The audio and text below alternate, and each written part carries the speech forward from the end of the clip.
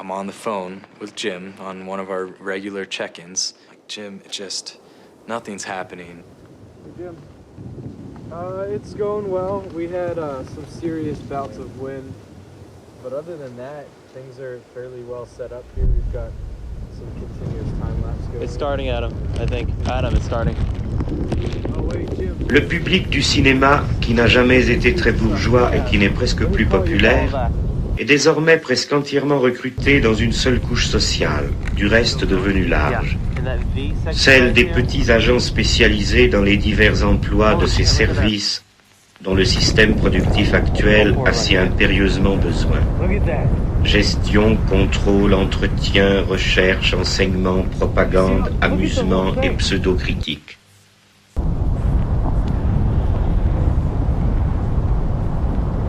C'est là suffisamment dire ce qu'ils sont. Il faut compter aussi, bien sûr, dans ce public qui va encore au cinéma, la même espèce quand, plus jeune, elle n'en est qu'au stade d'un apprentissage sommaire de ses diverses tâches d'encadrement. Au réalisme et aux accomplissements de ce fameux système, on peut déjà connaître les capacités personnelles des exécutants qu'il a formés. Et en effet, ceux-ci se trompent sur tout et ne peuvent que déraisonner sur des mensonges. Ce sont des salariés pauvres qui se croient des propriétaires, des ignorants mystifiés qui se croient instruits et des morts qui croient voter.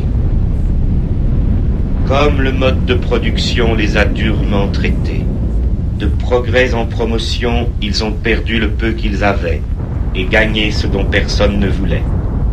Ils collectionnent les misères et les humiliations de tous les systèmes d'exploitation du passé. Ils n'en ignorent que la révolte. Ils ressemblent beaucoup aux esclaves, parce qu'ils sont parqués en masse et à l'étroit dans de mauvaises bâtisses malsaines et lugubres, mal nourris d'une alimentation polluée et sans goût, mal soignés dans leurs maladies toujours renouvelées, continuellement et mesquinement surveillés, entretenus dans l'analphabétisme modernisé et les superstitions spectaculaires qui correspondent aux intérêts de leur maître.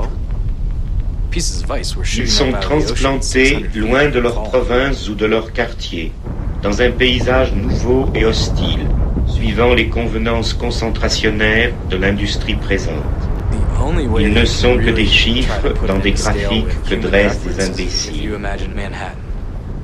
Ils meurent par séries sur les routes, à chaque épidémie de grippe, à chaque vague de chaleur, à chaque erreur de ceux qui falsifient leurs aliments, à chaque innovation technique profitable aux multiples entrepreneurs d'un décor dont ils essuient les plâtres.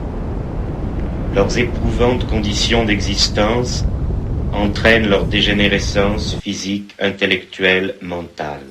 Just observers, these two little dots on the side of the mountain. On leur parle toujours comme à des enfants obéissants, à qui il suffit de dire « il faut », et ils veulent bien le croire. Mais surtout, on les traite comme des enfants stupides, devant qui bafouillent et délirent des dizaines de spécialisations paternalistes, improvisées de la veille, leur faisant admettre n'importe quoi en le leur disant n'importe comment, et aussi bien le contraire le lendemain. Séparés entre eux par la perte générale de tout langage adéquat aux faits, perte qui leur interdit le moindre dialogue, séparés par leur incessante concurrence, toujours pressés par le fouet, dans la consommation ostentatoire du néant, et donc séparés par l'envie la moins fondée et la moins capable de trouver quelque satisfaction, ils sont même séparés de leurs propres enfants, naguère encore la seule propriété de ceux qui n'ont rien. On leur enlève en bas âge le contrôle de ces enfants, déjà leurs rivaux, qui n'écoutent plus du tout les opinions informes de leurs parents et sourient de leur échec flagrant, méprisent non sans raison leur origine et se sentent bien davantage les fils du spectacle régnant que de ceux de ces domestiques qui les ont par hasard engendrés. Derrière la façade du ravissement simulé, dans ces couples comme entre eux et leur progéniture, on n'échange que des regards de haine.